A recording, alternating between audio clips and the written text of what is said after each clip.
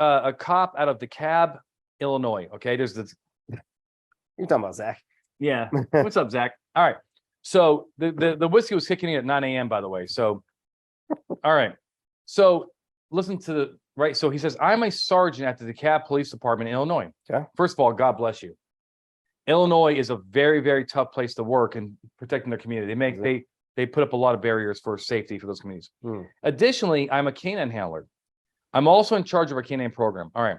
Our neighboring agency has some canines as well as we have used them for a couple times, so they're just doing, helping each other out. MOUs, right? Memorandum of understanding. And they want to sniff vehicles, they help us sniff vehicles, we help them and so forth. They have been asking the occupants to exit the vehicle before conducting the canine sniff on the vehicle. I have a couple concerns with this.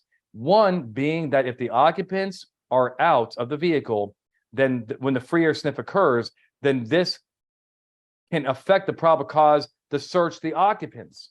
Because, right, the logic is if the dog alerts while they're in the car, well, maybe the logic is that it's on them. The person is the container in the car. Okay. Secondly, depending on how long it takes for occupants to exit the vehicle, it could be an extension of the stop. Also, asking all the occupants out of the vehicle prior to conducting a canine sniff is not part of a routine traffic stop, and I worry that we end up in a motion to suppress over these two things. All right, let's take one thing at a time. Yeah, so there's a couple things going on there. Let's talk about sniffing the vehicle with the people in the car. Okay. What's your thoughts on that? Well, I have not ever been a canine handler, and from what I've seen, most of the time the handlers like to have the people out. Correct? And legally they can. Right? You can have people. No, they cannot. Right? What case do you have to say that people can come out of the cars? That we can direct them out. Yeah, you have case law on this? Yeah, you got Maryland versus Wilson and Pennsylvania versus Mims. So driver and passengers, you can have them exit without technically any additional justification. And why? We're always going to have a reason because you don't do it on every stop. You're going to have an answer when you had my client step out of the car this time. Why? Great chance to use the word because. I had your client step out of the car because. Now, I was pushing back on that because a lot of cops will use Pennsylvania versus Mims for everybody, which is fine. I mean, we don't expect cops to know case law, the names. But even in that case, the cop actually had a reason.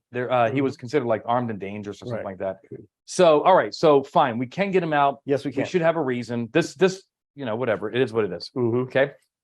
Do you agree though that having them in the car helps have a nexus or helps build additional probable cause as to them? So a person is different than a container.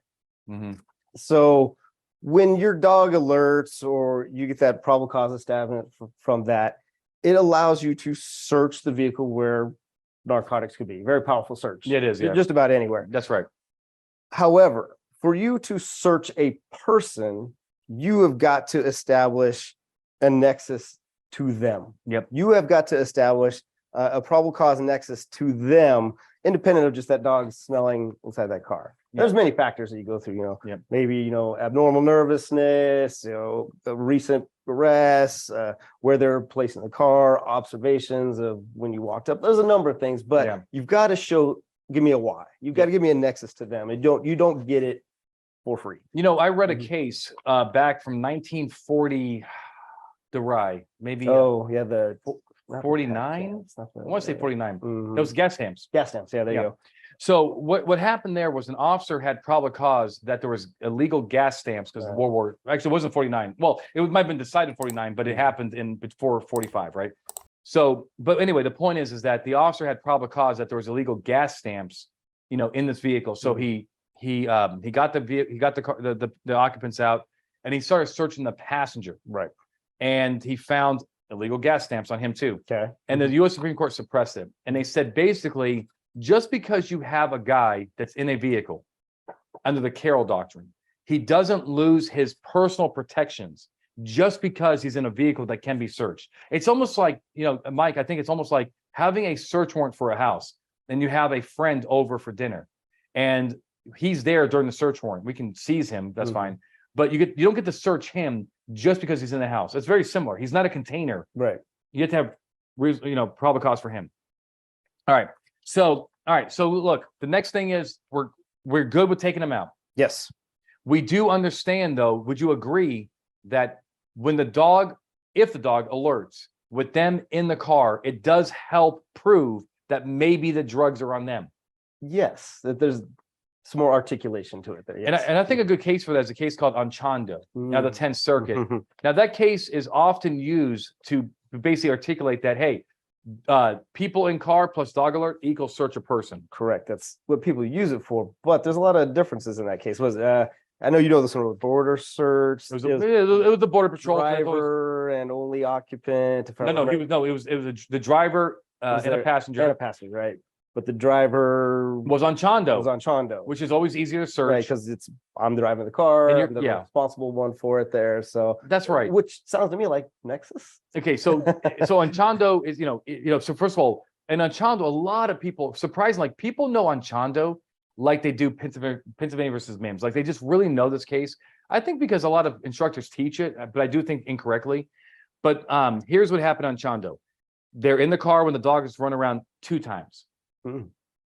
2 alerts. Are you sure? Totally. And they get the occupants out. No evidence found in the car. Hmm. And Anchondo's the driver. And he says to the Border Patrol agent, "You're not going to find evidence in that car." So do we have? Yeah, that's a pretty profound statement. You're not gonna find it in there. So what was he saying to I know, those guys? and the thing is, like when instructors use Anchando to say that we can search passengers, well, let's start with the first thing. Anchando's not even the passenger. Anchando's not involved in that case. I'm sorry, the passenger is not involved in that case. He's not litigating. He probably pled out. He didn't have a pocket full of gas stamps. Yeah, pocket full of gas stamps. All right, so that's the next thing. So, all right, get the people out, check. Does it help to have the people in the car? Yes, but it's not automatic. You can search them. Yeah. Now, what about the extension issue? So the way it's worded here, if we're running this canine without reasonable suspicion, well, there's definitely going to be an extension issue. Whoa, hold on. Well, okay, I see what you're saying. You're saying that if we have no reasonable suspicion and we're holding up the stop to run the dog. dog. Okay. Yes. And again, maybe I'm reading that. No, that's right. It takes also asking occupants out of vehicle, because it says here routine traffic stop. So the one thing I want, go ahead. Just saying, if it's a routine traffic stop and you're delaying to wait for the dog, run the dog, then I think you've got some concerns there. Correct. But I think that if all we have, and this is a timing issue, Mhm. is just getting people out of the car. Well, look, we can always get people out of the car. And if that adds time, Mhm. that won't be the issue. No. The issue will be other time added to run the dog. Yes. So And it's there's been a bunch of cases that could be minimal down to the seconds, right? Motion to express over 2 things. So yeah, you just gotta be aware of that. And there's ways to fix that. Of course, we talked about, if you're, inevitable downtime, backup officer, there's ways to correct that and making sure you don't extend stops that way, but just be aware of that for sure. All right.